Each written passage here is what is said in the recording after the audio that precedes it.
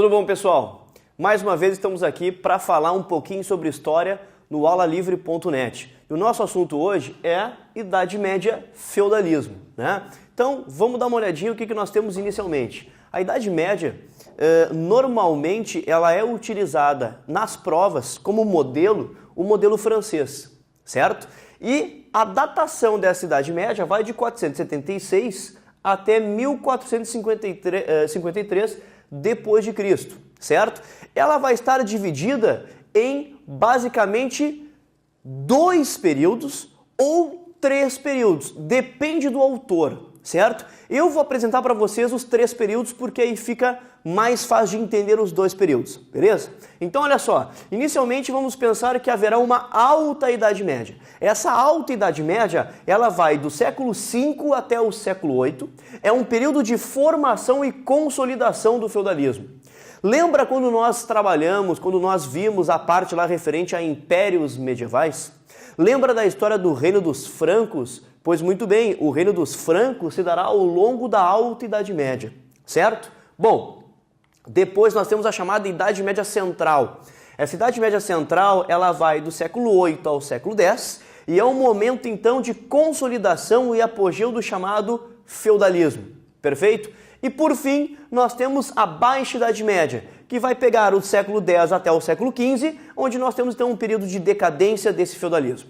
Porém, como eu comentei com vocês, alguns autores, inclusive até algumas provas, não falam em 3 períodos, mas sim em 2 períodos. Não tem dificuldade nenhuma, basta pensar da seguinte forma: se aparecer 3, é esse que nós acabamos de ver. Se aparecer 2, tu simplesmente pega essa Idade Média Central e joga ela para dentro da Alta Idade Média.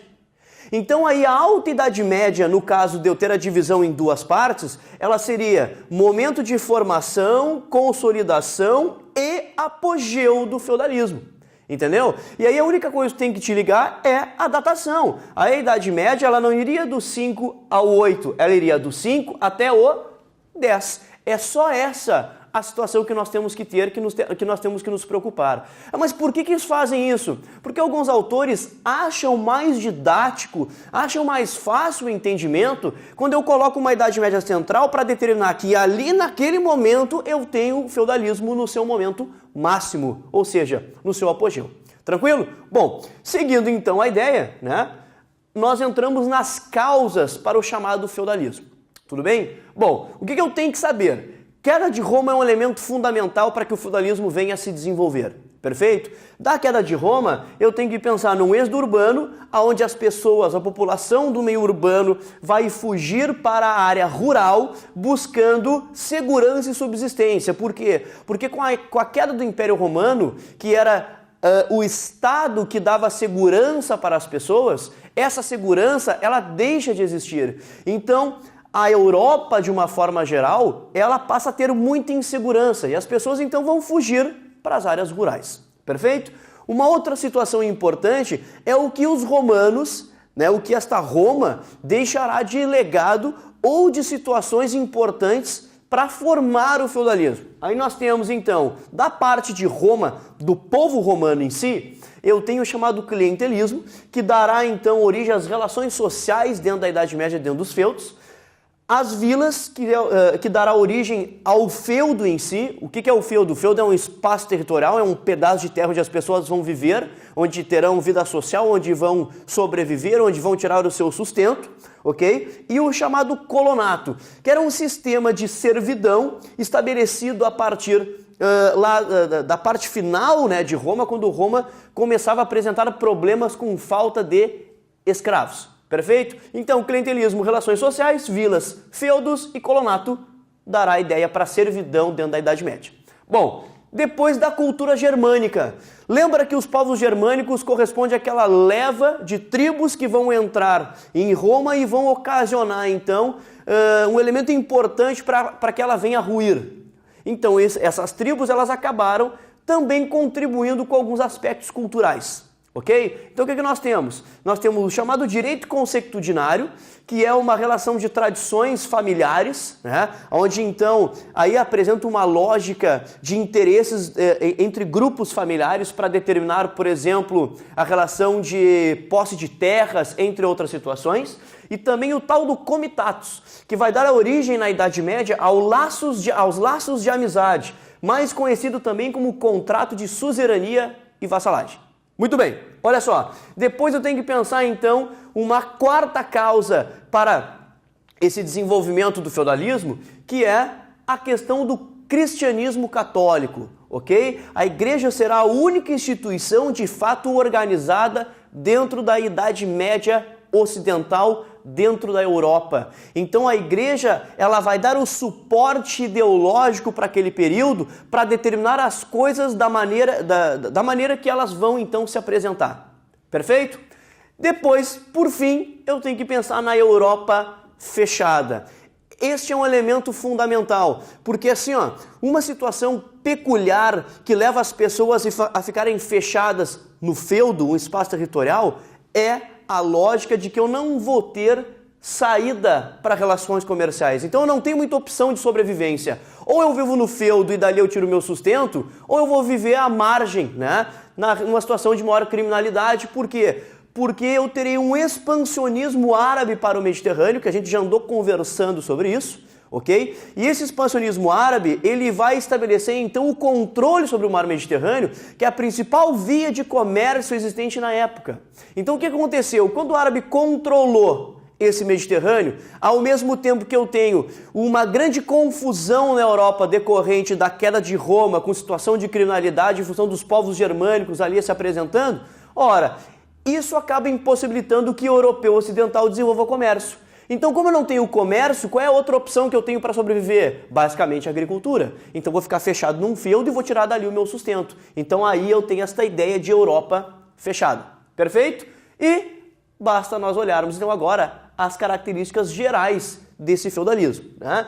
Então, vamos lá. Feudalismo. O que é, afinal, o feudalismo? A estrutura social, política e econômica do período. Como assim? É a maneira pela qual as pessoas vão viver. É como elas vão organizar a sua vida, a sua sociedade, as suas relações econômicas. Perfeito? Muito bem. Esse feudalismo ele ocorre dentro de um espaço territorial que eu vou chamar de feudo. O que é o feudo? É uma terra onde eu tenho voltada para a produção e, além da produção, para a moradia das pessoas e para dar segurança às pessoas. Por quê? Porque, lembrando, o Estado Romano caiu, era ele que dava segurança às pessoas, era ele que oferecia policiamento. Não existe mais isso. Então, onde que eu vou buscar? Eu vou buscar em propriedades particulares, que serão os feudos, aonde dentro de cada feudo eu terei uma segurança particular. Perfeito? Bom, depois eu tenho que pensar que o feudo, esse espaço territorial, ele vai estar dividido em três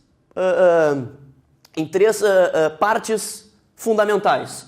Uma delas é chamada de manso ou gleba senhorial, que corresponde à parte dentro do feudo que pertence à chamada nobreza. Essa nobreza que vai ter o controle desta terra, desse feudo, a terra é dela, é da nobreza. O manso ou gleba servil, que corresponde a uma parte dentro do feudo, onde vai ficar os chamados camponeses, que é a população mais comum, que acabou fugindo da relação conflituosa e da criminalidade com a queda de Roma e está buscando justamente segurança. Então, ali nesse manso servil eu terei os camponeses que vão produzir dentro do feudo e vão trabalhar para a sua sobrevivência e também para os nobres. E por fim o manso ou gleba comunal, que são terras de comum uso, né? São terras onde eu tenho basicamente florestas, terras onde eu tenho rios, onde eles vão tirar lenha e assim por diante. Ela não tem um papel específico dentro desse pensamento do mundo feudal, tudo bem? A única coisa que a gente pode pensar ou acrescentar nessas terras comunais é que elas eram utilizadas muitas vezes pelos camponeses para ali colocar alguns animais, né, que eles iriam criar. Perfeito? Bom, depois disso, gente, nós temos que pensar na política referente ao feudalismo, que é uma política descentralizada, aonde, enfim, eu terei um rei, porém esse rei ele será fraco, ele não terá plenos poderes. Eu não tenho uma ideia de um rei soberano, de um rei maior que determine as coisas. Por que isso acontece? Porque eu tenho muita insegurança. Então, no dia a dia, o rei é apenas mais uma pessoa que viverá dentro do feudo, ok? Então, eu tenho a política descentralizada. A economia é uma economia ruralizada e de subsistência. O que isso significa? Que basicamente para mim sobreviver é no meio rural e eu vou produzir estritamente o necessário para sobreviver, de subsistência. Então eu não tenho produção de excedentes para práticas comerciais, porque lembrando, a Europa é fechada, o árabe se deslocou e controlou o mar Mediterrâneo, ok? Então essa é uma informação importante. E a estrutura jurídica que nós teremos dentro do feudalismo, que é o teocentrismo, aquela situação em que a igreja é a única instituição de fato organizada e aí as leis religiosas é que vão acabar determinando certas situações. Perfeito? Bom, posteriormente nós temos que pensar ainda na sociedade, onde nós teremos uma sociedade paternalista e imóvel. Presta atenção nisso. Por que paternalista e imóvel? Porque é a figura masculina que vai imperar e, além disto, eu não terei alterações nas classes sociais. Eu não tenho ascensão de classe social. O cara que nascer lá entre os camponeses, ele será camponês para o resto da sua vida. Então não tem essa história de que eu vou trabalhar com muita vontade e com isso eu vou subir na vida. Esquece isso dentro do processo feudal. O cara que é camponês permanecerá camponês, certo? Então eu sempre faço uma brincadeira. Filho de servo, servinho será. Não tem outra saída para esse cara. Ele sempre vai ficar vinculado a isso. Tudo bem? O clero, que é o articulador desta sociedade, é o cara que pensa e organiza essa sociedade, a maneira como ela se apresenta.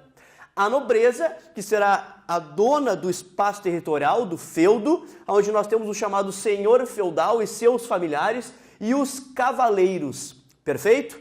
E o camponês, que ou será um servo ou será um vilão. Mas atenção, não confunda esse vilão com a ideia de bandido, né? Vilão é uma outra coisa, ele seria um servo com um pouco mais de regalias, digamos assim. Por quê? Porque o vilão ele seria na realidade um cara que não tinha grandes extensões territoriais, ele tinha um pequeno espaço territorial, ele era um pequeno proprietário. Como ele era um pequeno proprietário, entretanto, ele não tinha poder suficiente para gerar a sua segurança. Então ele precisava do auxílio da segurança que a nobreza oferecia. Então ele acabava tendo uma certa regalia em relação ao servo mais tradicional, vamos dizer assim, que é aquele cara que não tem terra alguma. Perfeito? Bom, depois, gente, o que a gente tem que ver? Modo de produção. Se a gente tem uma economia, a gente tem que ter alguém que produza. Então a produção ela será basicamente servil e as relações sociais que lá existirão. Nós teremos uma relação social entre nobreza e camponeses e nós teremos uma relação social entre nobreza apenas. Isso aqui é importante, que isso aqui é pegadinha direta em prova, tá? Vamos analisar então. Relações sociais entre nobreza e camponeses, o que nós temos? Nós temos nobreza dando posse de terra e segurança ao camponês. O que acontece? O que acontece é o seguinte, ora, imagina que eu tenho um camponês, eu tenho um cara que está circulando pelas regiões e lá pelas tantas o que acontece? Esse camponês, ele necessita de segurança. Muito bem, o que ele faz? Ele vai até a porta do dono do feudo, bate nessa porta e pede para ali morar. Nesse momento, o nobre que precisa de mão de obra para produzir dentro das suas terras, ele decidirá então que esse cara, esse camponês, poderá viver nas suas terras. O viver significa então que o nobre dá a posse da terra a esse camponês, aonde ali ele poderá morar, onde ele vai poder construir a sua casinha, aonde ele poderá tirar o seu sustento. E dará então segurança a esse camponês. Só que, obviamente, que em função disso, ele vai ter, o camponês, que retornar de alguma forma. E aí, eu tenho, por parte dos camponeses, por receber esta posse da terra, algumas obrigações, que são as chamadas obrigações servis. Existem diversas obrigações servis, mas 3 são fundamentais. Talha, que corresponde à parte da produção feita pelo servo, pelo camponês, que deverá ser entregue ao senhor feudal, ao nobre.